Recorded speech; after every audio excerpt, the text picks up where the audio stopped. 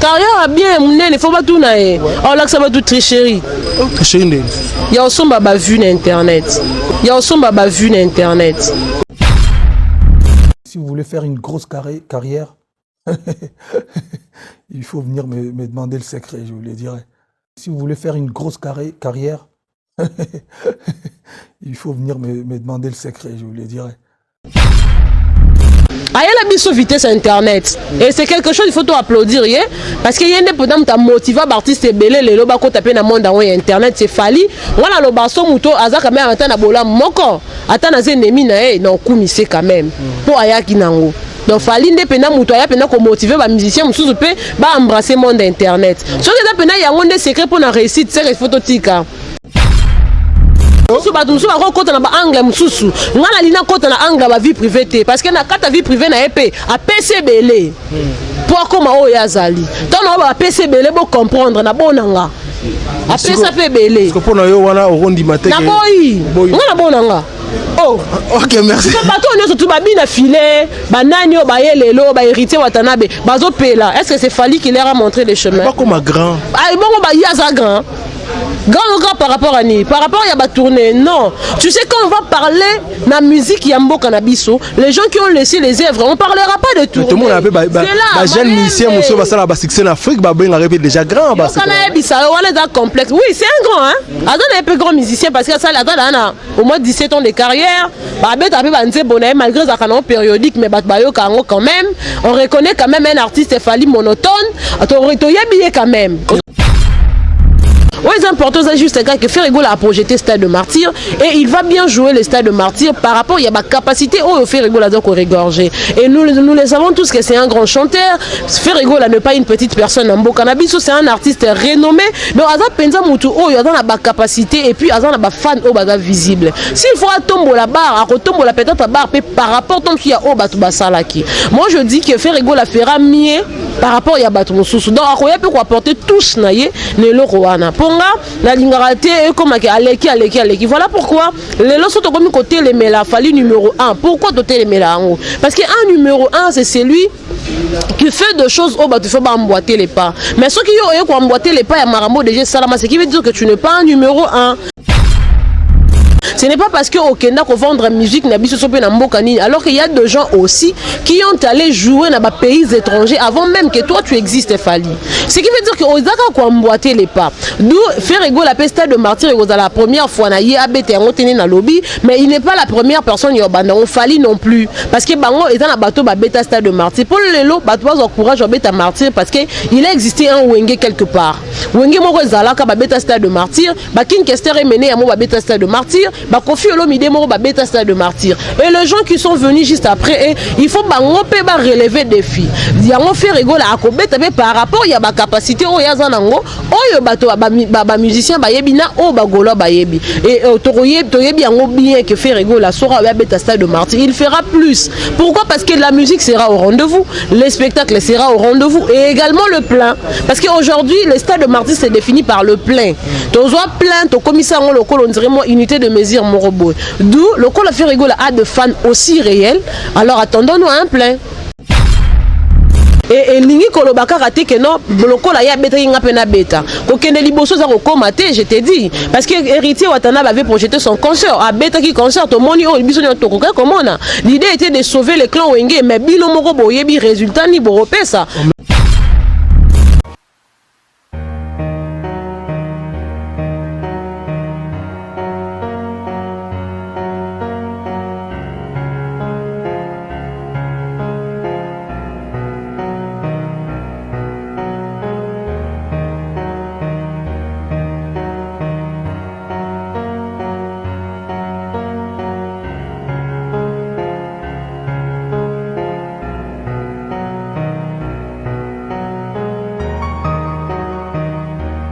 Habitants de Dallas, Texas et partout aux États-Unis, saviez-vous que la saison des taxes est proche? Voici pour vous Oasis Group TX. Une équipe professionnelle en matière de taxes refund, que ce soit personnel ou business. Alors, n'hésitez pas de nous contacter sur les numéros suivants. Oasis Group, Le professionnalisme et l'honnêteté, c'est notre culture. Oasis Group, professionnalisme et l'honnêteté, c'est notre culture. Très chers internautes, bonjour et bienvenue à ce énième numéro de votre émission Dieu des Stars. C'est bel et bien Zélo Mata la présentation. Donc aujourd'hui, je reçois pour vous Naomi Eyaba. Naomi Eyaba, je pense que Azam tout représenté sur pas internaute, c'était parce que tout au balandara, biso tout au balandara, scotché branché na net, ba yebi na ende to me quand même que sur la mois 2 ou 3 sujets d'actualité. Mais avant déjà de passer la parole à mon invité, quant à moi, je dis un grand merci à Roméo Azofro, moulin derrière la caméra, pourquoi pas aussi à Gérard Mboni et notre DG Hervé Kabamba les cordons, à mon vieux Bruno Lubika, l'argent propre, bon soin, à Shuna Chanel, la parisienne, moi Sinzambe, à Yadjongo Naïmen était avantageuse, patron à Solo Sugozali, pourquoi pas aussi à Code Mondial, Willy Mouchen, Rodrigue Matin des Masters, Yaziz Ali Poussa, Yassimon Bidizika, chez Roméo Soko Fungo, la Bissopena, l'arto Solana, Naomi Eyaba, donc ça a énormément plaisir dans Junior City, pourquoi pas aussi dans Chico Luban, deux fois maître, Naomi Eyaba, bonjour. Bonjour Dieu Mata, un réel plaisir pour moi d'être encore ensemble avec toi. Et j'ai dit un grand merci au boss Joras Mboni Moté, ma maman Karine Kololo Mboni, salutation à Yangwana, maman Karine, n'a sur message n'angé qui jusqu'à là non c'est la caca. Réalisation, en tout cas je salue tous les abonnés de Congo Source Télévision. Quand on dit en anglais balobaka, Congo Source Télévision is my house. Donc c'est vraiment ma maison. On a vraiment les 5 ans dans le plateau. Il y a Congo Source Télévision. Un grand merci à Roméo Mouchani et je salue tout le monde au Balinganga, Daniel Bonokese, Francis Mavimpi. En tout cas on a passé un bon théâtre. Ok, merci beaucoup. Je pense que grand pote Mvoulouz mo c'est quand Naomi Eyaba parce que nous avons les padres. Tout cela déjà Naomi Eyaba balobi tout cela de l'autre fois le 24 juin les événements fait rigolo dans stade des Martyrs. Tout le monde y a banderole déjà mataki bakota ba mokali kuna na BTS que mot d'ordre de pesa magito ba fanatique a fait rigolo bombo qui na monde. Bon, au fait pour na ba fanatique au balingaka artiste na bon pour de vrai bango bazela raté que ba pesa bon mot d'ordre pour ba ça les locaux. C'est ça d'ailleurs l'important. Quand au yebi déjà que leur mot beza projeté pour telle date. Au yebi que le ko anesenga il faut que memango na bandenge mo bo. Surtout bito ki na nenga concert, il faut que ça la propagande, il faut qu'on sensibiliser batou et c'est vraiment mettre les gens au courant au fait. Et voilà pourquoi le fanatique de Ferrigola n'attend pas assez que Ferrigola paie sa bon mot d'ordre. Là déjà likambu pour que ça fait Ferrigola que nous vous aimons pour de vrai. Et c'est aussi une façon peut-être d'encourager artistes. Peut-être que Tom Sou y a lancé qui n'a pas ta concert, mais peut-être qu'il n'a pas de doute. Mais tant que Gaulois a manifesté et l'autre a volonté, il y a la campagne avant même que lui-même l'artiste a paie sa mot d'ordre et fortifié, tout peut motiver sous davantage l'artiste. Alors ça là où est important pour la tenue, il y a concert. Donc l'artiste n'avait pas donné le mot d'ordre, mais les Gaulois bango moko déjà, comme déjà qu'on s'est mobilisé, n'engni bakoyiko ça là. Et vous avez tellement vu na Mokali, mais il y a certaines personnes aussi au batombo déjà banderole et dans la caro déjà que il y aura vraiment de multiplicité. Il y a bakotombo la banderole juste quand pour na ça la propagande, il y a fait rigola surtout na au Italie concert il y a Stade de Martyrs. Ouais, au tel concert Stade de Martyrs déjà nous le bien là, il y a déjà mabé parce que tu as dit que le concert on est quand même moins mystique parce que après héritier watana be pas obeta mais ce que fait rigola déjà n'enga ngabeta on c'est bino ba fan na ebo ngabo calculango faut beta on dépasser parce que ba musique à génération peut-être beta on dépasser bar licolo il fallait tika qui comment. Bon au fait chacun a joué son concert par rapport à tournaye. Ferrigola également va faire de son mieux pour accepter sa ba fan na premièrement parce que un concert dans Stade de Martyrs qui demande il y a des fans il y a Ferré.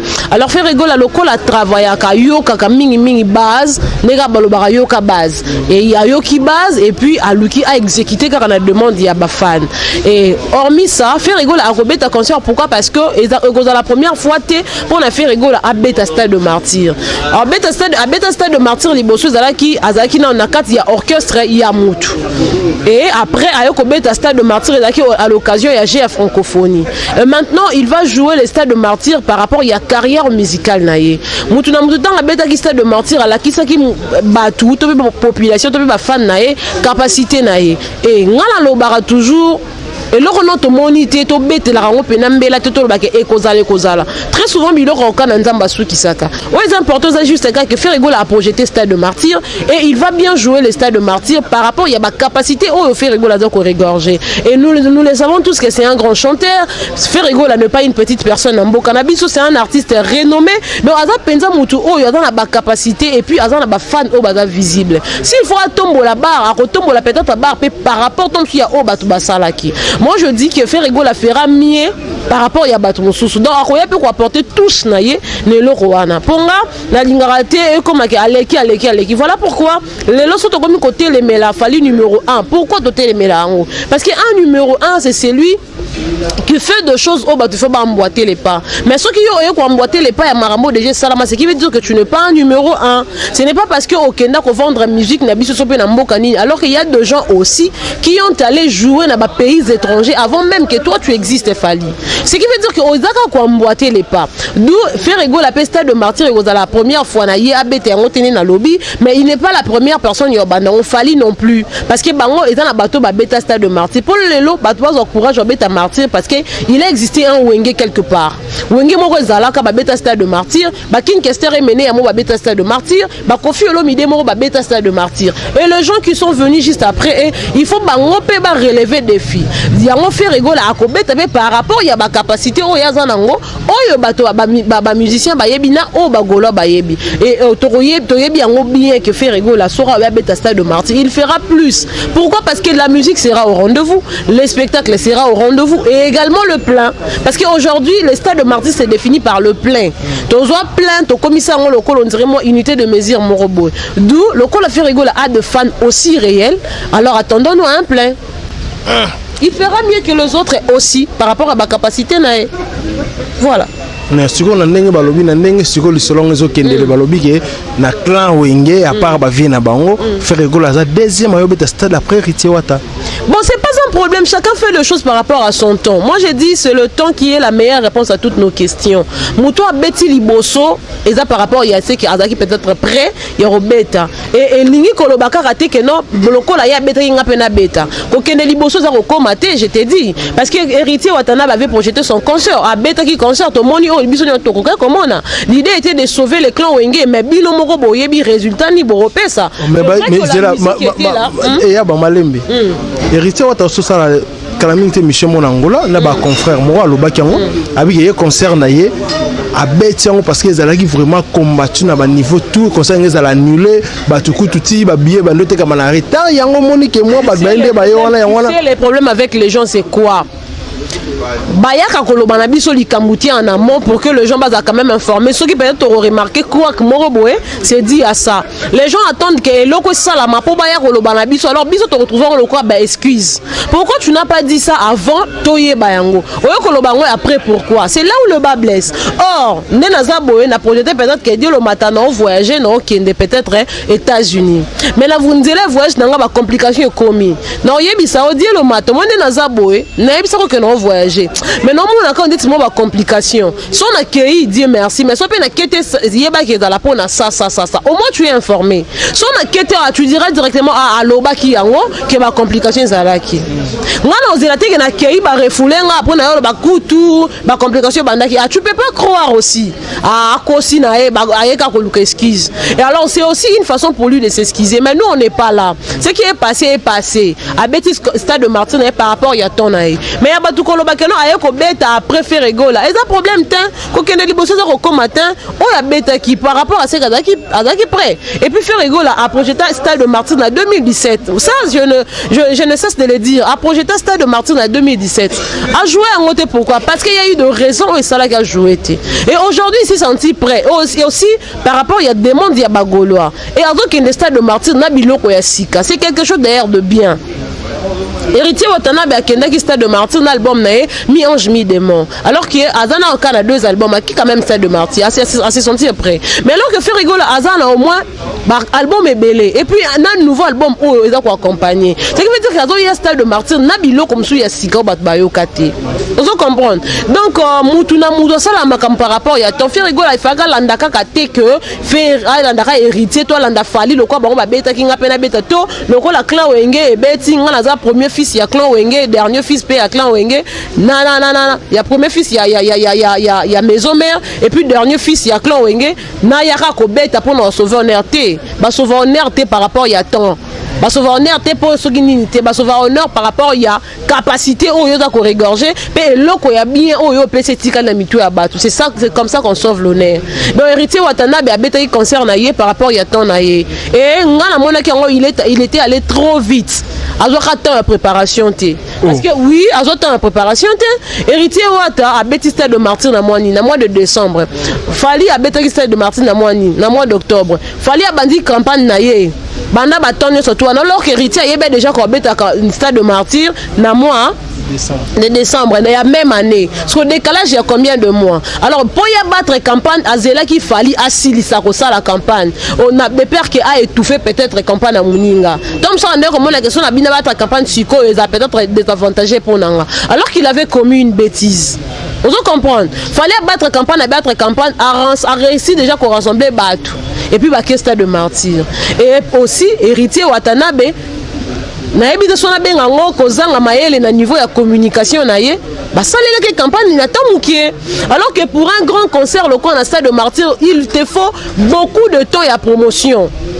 Mais ce que pour la ndenge Denis les salobi que na tableau prophétique il y a déjà mabé à partir il y a bandi la janvier ti ce qui peut na mois d'octobre ce mois de novembre pour la tourner sur megaliba et on met là. Et on les a pour na ye. On est pour Denis les tableaux prophétiques en cas tamonango. Ngai koko tsanga ba terrain ba Denis les cité. C'est un papa pour moi, je les respecte beaucoup. Mais soit ça la ba pétage na ba prophétie ça n'engage que lui. Mais koko tsanga pena la ba terrain Denis les cité. Ba prophétie o bango ba yela biso zalara. Asali na moi imagination mo bo ko taper vrai. Mais il y a ça la prophétie. Alors ba rapé makambo fali non. Akenda kuta beza pena stade de martyr. Mais il y a eu de morts alors que lui le prophète il allait carrément dire à Fali que non voilà bah mort et cause il faut faire ça à mon angoté à mon cas prophétique et grand prophétique n'est là c'est qu'à na mamba ferré nous en tout cas on s'en fout de tout ce qu'il peut dire oh écran prophétique son y faire attendre 2 personnes en bête stade de martyr c'est ça d'ailleurs l'important. Oh mais oui stade des armements plein des personnes na lobby boye contexte na biso on définit il y a rien na lobby on définit les stades de martyr par rapport il y a plein je suis peut-être la seule personne on a yebisi héritier na héritier Watanabe ne fais pas comme fait ton frère Namboka Libanda sera ke pour beta concert amoni batu bazata annuler concert non déjà 2-3 personnes ba sokoli mai ba pour bayoka yo c'est que bangwana ne ba vrai fan nao beta na bango nombre na yo o ya bato yo zalana bango c'est ça o yo mona na loba na héritier Watanabe bongo donc ce qui veut dire que ba fanatique ba ko ya 10 so ya ba manifester volonté wana ba ye. Mais sur le monde là tu le pays là-bas tu as mec ba tout monde héritier Watanabe ba lobi que on dirait Mikolo Bino depuis abenga bango dernier fils on dirait comme moi Jean Melko JB na ma pe OK bino ma possibilité faire école ya okufa na ma bazongi c'est le moi dernier fils voilà omoni héritier même héritier Wata yemoko ayebi yango na mutu na que le dernier fils il y a clan Wenge 4x4 bon chic bon genre et da ka faire égola et il sait que atikala kozala te na Wenge wana mais na lobi boye soki toke koloba peut-être que bato ba koza ba dernier fils ya clan Wenge o koko wele lango faut tout ça basele yo tout ça ba JDT Moulopwe tout ça ba tout mususu parce que ce sont là qui sont venus même dans maison mère avant héritier mais lui il est devenu le dernier fils ya clan Wenge 4x4 depuis quand alors que lui il est venu même dans maison mère après ba JDT Moulopwe mais lui va faire ba mo ndo benga déjà dernier bazo benga dernier fils par rapport à Nil il est le seul musicien au ya 8 ans ya ko betana équipe ba faire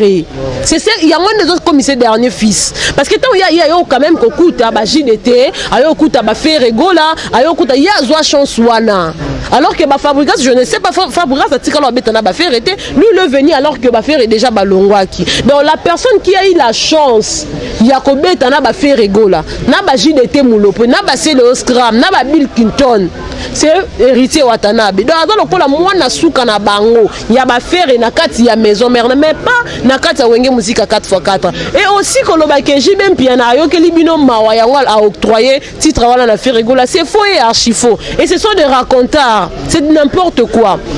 Héritier plutôt JB Piana c'est il fut le président ya wenge musique 4x4 attends le cas la maman oh yebi mwana botamaki na date telle mwana botamaki liboso ya kingani quand lui il vient pour vous retracer l'histoire à Sabino vérité oh yo que la par rapport à ni faire rigola ya ndima na yeko tika mukumba wana ya premier fils et pas héritier. Pourquoi? Parce que aza frère na bango. Vous comprenez? Abibiso toza bana ya wenge, toza famille, toko kabwana te. Aza dernier fils na biso un point c'est tout. On a reluka ko ça point na point wana. Na mangamo etali dernier fils. Weranson aussi atikala ko préciser te héritier watana baza dernier fils ya nini ya maison mère to ya clan wenge. C'est là aussi il y a de problèmes. Alors, le coup la question comment créer polémique, il fallait quelqu'un pour éclairer. Alors bien en vérité et papa chéri alors ba quand puis azala qui clair puis très posé. Vous comprenez? Donc, au moins déjà sur ce sujet, il y a dernier fils. C'est les photos de déjà. Parce que ça ne donne absolument rien à la musique Nabiso. Abeta qui stade de martyr, est-ce que c'est le fait qu'il a été dernier fils Abeta qui stade de martyr? Non, c'est le premier fils pour une bande qui stade de martyr. Nabana Wenge, le premier fils. Donc, ce n'est pas le premier fils qui est allé, le dernier fils qui est allé jouer. C'est héritier Watanabe Nakati ya carrière n'a né Abeta qui stade de martyr. Donc, qui premier fils, qui dernier fils et joue à Carole mon côté. On connaît même le premier fils de ma famille, Babonga pété. Dernier fils failli à Bongi. Tu as peut-être deuxième ya famille, a dû charge ya famille Mobimba. Tant sous premier fils à Bongi, dernier fils à Bongi. Donc bah débat on a premier fils, deuxième fils, premier fils, dernier fils. Moi je trouve que ça n'a pas sa place. Ça n'a pas sa place. Le plus important c'est que mutu beta musique pesa na ba meloman na yo oyo bango bazana ngo besoin.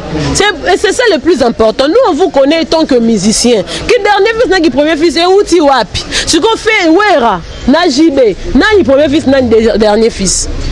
Au moins que bango ba sala carrière na bango qui premier fils na qui dernier fils et ça les l'autre côté. Donc ce qui veut dire que toti kakana biso ba débat oyo et ko aboutir les l'autre côté. Donc ça ba débat stérile au fait. Ba polémique moko boye ko bota mwana tam kolomoti. Ok, merci beaucoup Naomi Eyaba parce que tu as malé moi mon belé au sala mais est-ce que tu es balelo est-ce que n'engo ba fanatique a fait rigoler la question suka na bi que et aussi c'était polémique mais ça là normal est-ce que vous le rappelez un jour et ça la peut bien plaisir bon on a payé un moro featuring entre Ferregola na Fali Fali na faire besoin d'attendre ba perdu mon côté no featuring ça c'est que le long de baza pendant ma carrière en solo musicien si un producteur sortait aujourd'hui ata bango peut-être ba beta nini podium mon côté ba beta featuring ils ont mon besoin ils ont ma bête baza ba musicien mboka na biso pour nité ba beta featuring et ça juste gars parce que ba guerre à musique et comment na ya ba vie privée et comment na ya motema mabe mais ça tu guerre ils à la loyale. Bon, bête stade de Barbette, il y aura un peu stade de Marty, Barbette, on a bon featuring, c'est pas un problème. Bazar artiste en Boka Nabiso, nous c'est qu'on a besoin de juste que terrain d'attente il faut là. On doit comprendre. Musique en Boka Nabiso, c'est vrai que la polémique aussi profite na l'épanouissement de la musique, ça suscite aussi mutu na mutu. Azouapé moi, moi gouana yako se mettre na kati ya terrain ya compétitivité. Mais bazar la musicien en Boka Nabiso, mais tu fais rigoler en soi. Alors yo capacité ya bête na fali. Alors bangani n'est pas fali. Et le rotin, est-ce qu'il fallait aller qui faire la musique? Té. Et ça juste il faut supporter mais qu'on yemba featuring en gros.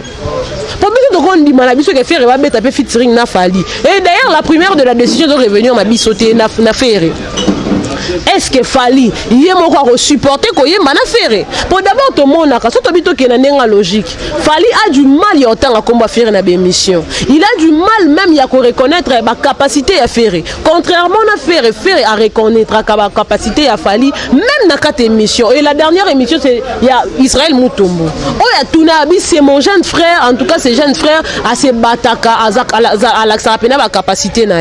Asa parmi bateau bazo bunda pour nous vendre quelque chose en Boka na biso. Mais ce genre de propos fali à Rosana pas si on le bon pas faire. Pourquoi? Parce que les complexe moro boende là tarabango on doit se sentir on dirait qu'inférieur à Moutouana parce que lui-même il a dit moi si j'étais comme Ferrego là on ne parlerait pas dans Michael Jackson na Katamboka oh to lo beta sur du son a été. Alors bango wapi lokwa na. Alors bango na TVT parce que ce genre de propos le col à bateau a bien un numéro 1 à musique il ne saura jamais contenir yango na TV. A ko sala ngote. Alors le bango toujours en coulisses. Ya fanda na yo au moni même faire ayo ka banzemba fali. Au moni même fali ayo ka banzemba faire ba yo kanaka. Bon tu yo que se mettre en compétitivité na mutu ça il faut yebe bien. Oye bien ngote. Die nani die. Au moni ngale na ça. Pour na banda rencontrer il faut na yebo bien. Pour ça na yebi auto no contrôle ndeni. Non mais mettre en concurrence na ndeni. Faut na yebo bien. Pour na se mettre en concurrence na Kevin na yebi Kevin bien na ba on ko beta épée. Beti bena Kevin Mohamed Koukao. Donc ce qui veut dire que faire na fali ba zo peta au travailler orchestre moro ba yeba ni bien. Vous comprendre. Donc ils ont un loro moro boye. Oh, tu vois le bâtiment que faire à quoi bango bête featuring na fali, to fali sopendeni. Ça juste un gars qui producteur à mon ani et que fali a supporter quoi yemba na faire. Bon ça na bango. Merci beaucoup. Non mais il y a une question sur que ça on va tout sur ça parce que bon bébé question sur que ça que autour de la vidéo mon fallait lobby pour monter ça la carrière à bien. Carrière à mener bien. Yena na secret na ngo faut tout naé Alex Mutuanze là ou alinga ça la carrière à bien munene. Carrière à bien munene faut pas tout naé. Alex va tout tricherie. Tricherie. Il y a aussi ba vu na internet. Bon ba trop fois somba sous. Ah, somba sous te moyebi quand même kabando. Na tout sur somba on a tout. Ba kisi ga yo. Est-ce qu'on a tout oyebi quand même kabando. Ebi na ngote. On lobi est-ce que ba trop fois somba. Kapo sur ba elo ka ba kisi on somba, a comment lukala ni la procédure normale après avoir que sombe bébé. Ya somba na ebi na ngote ka somba na ebi na ngate. Tala. Au fait il y a la biso vitesse internet et c'est quelque chose il faut applaudir parce qu'il y a des pendant ta motivé artiste belé les loba ko taper na monde en internet c'est fali voilà le baso muto azaka même atana bola moko atana ennemi na non kumise quand même pour ayaki nango donc fali ndependa muto aya pena ko motiver ba musicien mususu pe ba embrasser monde internet so que pena yango nde secret pour na réussite c'est photo tika ba madilu système ba pepe kale ba taboulay ngai monseigneur lei na banga keti lelo alors on dirait ebembanyoka mutu musicien moko o abeta na Olympia le premier musicien africain yo abeta na Olympia 16 jours d'affilée lelo lobi simalobi kuna pendant 16 jours na mindele na ba congolais na binoté il a été grand est-ce que na série en internet ezalaka si le ba reconnaître ça donc il n'a aucune clé en lac sabat pour nous évoluer. Ah non, ouais bien. Ce qui fait évoluer, il faut apprendre la musique. Alors apprendre. Et d'ailleurs, pour te dire vrai, toute la carrière de Fali n'a été que na facilité. Il a commencé sa première carrière, na carrière solo naye. Premier album naye. Droit chemin. Na ba musicien na. Ba compagnie la quartier latin. Tant a bêti premier album. A bêti deuxième album. Ba ne ba tiaki poids. Ba vieille à Wenge avec l'idée de étouffer Ferré. Soit disant Ferré était un fils impoli, fallait un fils respect. Ba vérité m'soudo n'ingate to lobango. Et on appelle ça sous. Na ba vieille à Wenge ba soutenir ba tiaki poids. Tant à longue wana.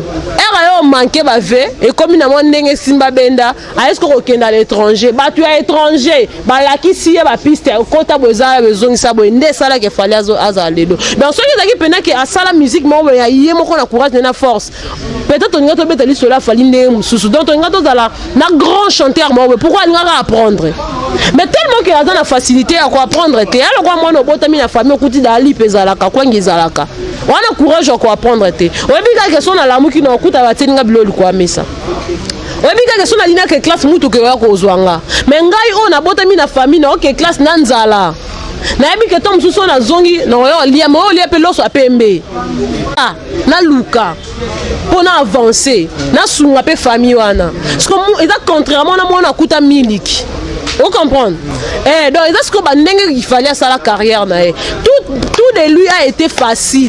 nyonso eza facile donc pour yo bato mususu bakokota na baangle mosusu nga na lina kota na angle ba vie privée te parce que na kata vie privée na ye mpe apesi ebele po akoma oyo azali ntango bapesi ebele bocomprendre na bonanga apesa mpe ebele mpona yo wana okondima te naboyi nga na bonanga oh ok merci bato nyonso tu babina file banani oyo baye lelo bahéritier watanabe bazopela est-ce que c'est Fally qui leur a montré les chemins bakoma grand bongo baye aza grand grand par rapport à ni par rapport à la tournée non tu sais quand on va parler de la musique Yambo Canabiso les gens qui ont laissé les œuvres on parlera pas de tournée tout le monde a fait jeune musicien monsieur basala ba succès en Afrique ba ben répété déjà grand ba ça na bisa wala da complexe oui c'est un grand hein attends un peu grand musicien parce que ça là dans au moins 17 ans de carrière ba beta pe ba nzebona malgré ça canon périodique mais ba yo kango quand même on reconnaît quand même un artiste Fally monotone to yebiye quand même bon ba lui monotonie na ba ça ba trophée ba ça disque d'or problème exact yo somba yo mtolobi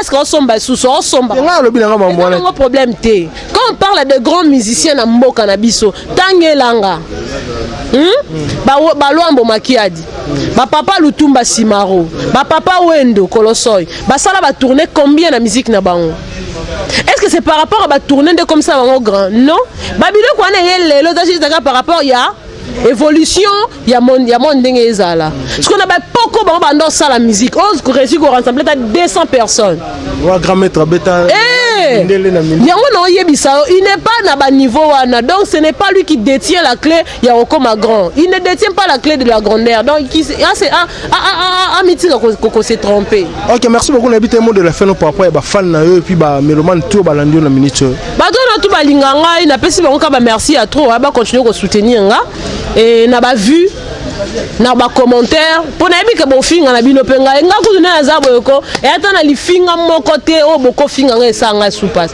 parce que j'en ai entendu assez si ça passe 4 ans et ça la ranga pas cité parce que y a pas ces années oui ba to ba finga nga so ba mibali au mona ka ba kendo pièce sima ba mona passe ala ya fingi nenga so da moi so mona za na problème à jetem yenanga za na so vandi liboso ki tala 2 heures mais nga no to sa émission na za beauté te mais na yo ça quand même émission et puis na mobali parce que bango ba kala mibali te ba femme celle avec wifi yango so ba kangi mobala ba to ba tika eza raboye wa ba ke côté les kisi parce que ngai na za ndemo na bango te au delà du fait que na travaille na za pena mobali za responsable siko yanga siko avantage yanwana donc c'est un peu ça na lingi bino mingi bagoloise nyonso tout bo s'abonner pe na Congo Source télévision na bika bo s'abonner déjà assez et bo continuer ko tala rabe émission bo continuer ko partager bo continuer ko porter biso main forte un grand merci na bino notre bolinganga mais bato nyonso tout bazala communicateur ya faire rigola en tout cas l'essentiel à faire est que to ça la propagande to ça la campagne to ça la promotion et faire rigola comme il faut et aussi il faut na épingler le moko na sur na kanisa ko tout nango au début à émission na opposé té la ligne a informé par rapport à changement de date de dynastie. Il faut que le 14 février et le 14 et le 3 mars jour il y a date anniversaire à faire et puis à la paix jour il y a débit à vente et à babiller et puis ça la mandé je crois que pendant ce temps fait rigoler sera à Kinshasa à Yemoko te kana premier lot à babiller mutu nyo surtout son babiller le 3 janvier le 3 mars wana on doit billet na signature ya Yemo fait rigoler donc fait rigoler au signé au son billet a signé au son billet a signé donc ça va se faire comme ça zala mutali bosso et au son billet et le reste et un programme vous sera donné retenez juste que dynastie volume 2 massou le 14 février était commis le 3 mars et puis nini vente à billet et kobandapé le 3 mars alors pour le reste le programme et vous allez communiquer. Ouais merci beaucoup je pense que faire Akimi a été ma poussine na eka pour Akimi le 14 pour JB pour non ce n'est pas ça en fait au moni autour d'un ming historique alingabe ba maramener za historique déjà tant que mis album na yo jour anniversaire na yo et ça moi pas si pour toi ba tout album ne lui un jour yo bossa na date et donc adore rattacher juste qu'un événement donc c'est un peu ça. OK na bité bambote sozali bambote na pesi na Daniel Moroké selon le cœur de quelqu'un mon conseiller privé à moi maman Bijou Elemba partenaire privé en tout cas bambote théâtre Gaëtan Mungindu balobi brasserie mon fleury moi mobalo a solara bien Francis ma Vimpi moi na mobali ya lokolo pepele salon le meka coiffure kuna na Orléans en tout cas orokata suki ya bien pene pene gogo c'est le Laurentin ya Katigoloa Claude Lukebakwe l'homme de jugement par défaut bambote no ya ngwana je salue tous les Gaulois libéraux et je salue également Ichayav 13 étoiles voilà maman bijou tiangani maman bana Patrick Vontoto babi les boss azaka moko un grand merci na bino tout na sur bambote na komi vraiment.